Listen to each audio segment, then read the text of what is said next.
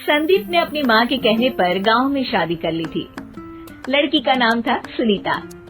माँ का कहना था एकदम मॉडर्न बहू नहीं होनी चाहिए, लेकिन उन्हें नहीं पता था कि गांव से आने वाली बहू सुंदर सुशील तो होगी और उसको गांव से बाहर भी निकाल लाएंगे, लेकिन उसके अंदर का गांव कैसे बाहर निकलेगा।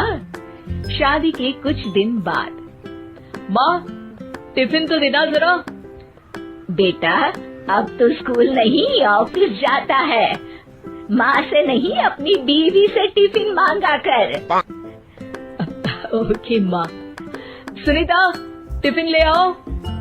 1 किलो टिफिन, इसके अंदर पिस्ता डाल दिया है। पिस्ता? पिस्ता क्यों? सास जी ने बोला था ना कि आपको पिस्ता बहुत पसंद है। ओहो, मैंने पिस्ता नहीं पास्ता बोला था, पास्ता। पास्ता? कहीं होता है पास्ता? अरे बेटी तू रहने दे, मैं बना दूंगी। अच्छा किया कि पाव भाजी बनाने का नहीं बोला, वरना किसी के पाव बना देती है। सुनीता को बुरा लगता है, लेकिन उसकी नादान हरकतें कम नहीं होती। ऐसे ही एक दिन, अरे तुमने ये क्या लगाया है? अरे आप वो फूस फूस करके लगाते हैं ना, वही। डियो? कहाँ दियो? किसको दियो? अरे वही ना जिससे खुशबू आती है। हाँ सही पकड़े हैं। अच्छा लेकर तो आना। कौन सा डियो लगाया तुमने? अभी लेकर आते हैं जी। संदीप की बात मानकर सुनीता अंदर से खुशबू वाला फुसफुस लेकर आती है। OMG! OMG मतलब ओ माय गणेश ना। अरे OMG छोड़ो, और ये खुशबू वाला फुसफुस की बात कर रही थी तुम? हाँ इसी की, फिर से सही पकड़े हैं।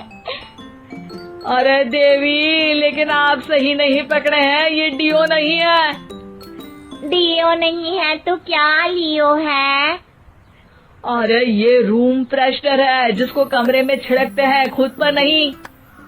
कोई बात नहीं, माँ कहती थी आत्मा किराएदार है, शरीर एक किराए का कर्म।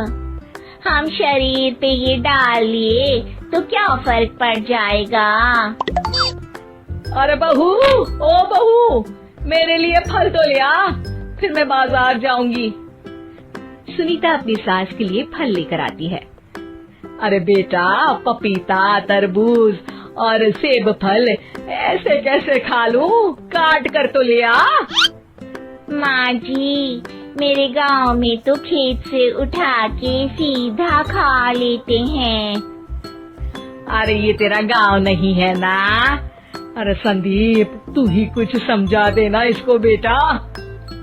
मैं कैसे समझाऊं माँ, ये तो माइक्रोवेव को भी भट्टी बोलती है।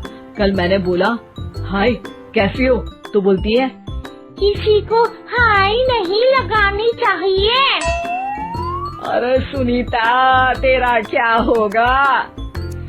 अभी तो कैसे बताऊं माँ जी, अभी हम कुछ करेंगे फिर पता चलेगा क्या होगा, लड़का या लड़की। हे भगवान, कहाँ से आ गई है? रामपुर से जी, आप ही तो लेकर आए थे मुझे। अरे मुझे माफ कर दो। पहले कोई गलती तो करिए जी, आपकी तो सारी गलती माफ कर देंगे हम। हाँ अरे बहू, मेरी बात सुन।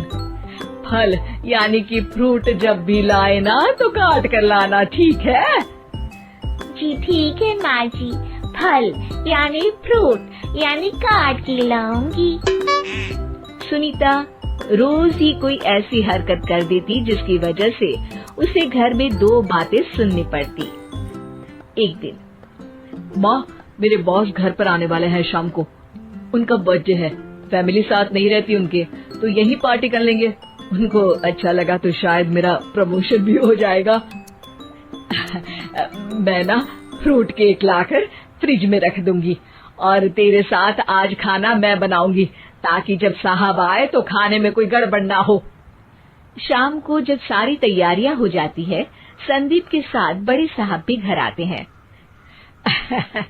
फ्रूट केक तो ले आना बहू, फिर खाना खाएंगे। अरे इस सब की क्या जरूरत थी, आपने बुलाया वही काफी है। सर, आपका परिवार शहर में नहीं है तो हम ही आपके परिवार जैसे हैं सर।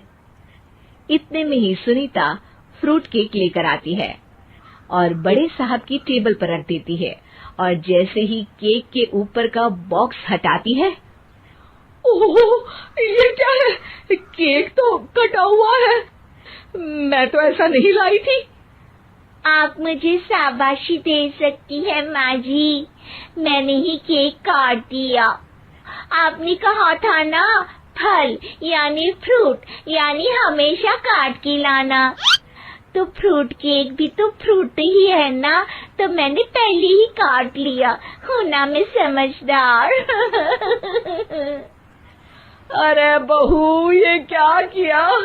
केक हमेशा वही काटता है जिसका जन्मदिन होता है। तुझे एक बात भी समझ नहीं आती, एक नंबर की बेवकूफ है। पूरा माहौल बिगड़ चुका था। संदीप को लगने लगा था कि साहब उसे प्रमोशन तो दूर की बात है, कहीं डिमोशन ना दे दे, लेकिन साहब बीच में ही बोल पड़ते हैं। अरे कोई बात नहीं, ये इनकी बेवकूफी नहीं है, इनका भोलापन है। बेटा, आप कहाँ से हो? रामपुर गांव से। अरे वाह, गांव से? फिर तो आपके गांव में ताजे फल और सब्जियां मिलते होंगे। हाँ, सही पकड़े हैं। हम तो काटते भी नहीं, सीधा खा लेते हैं। मैं ना एक बार तुम्हारे गांव घूमने जरूर चलूंगा। क्यों संदीप, ले चलोगे ना? मुझे गांव घूमना बहुत पसंद है। बस फिर क्या था, संदीप और सास दोनों खुश हो गए, क्योंकि साहब को सुनीता ने गांव की बात करके खुश कर दिया था। अब संदीप का प्रमोशन पक्का था। शिक्षा, कभी भी किसी भी गलती पर घबराना नहीं चाहिए। हो सकता है कि उस गलती की वजह से आगे बड़ा फायदा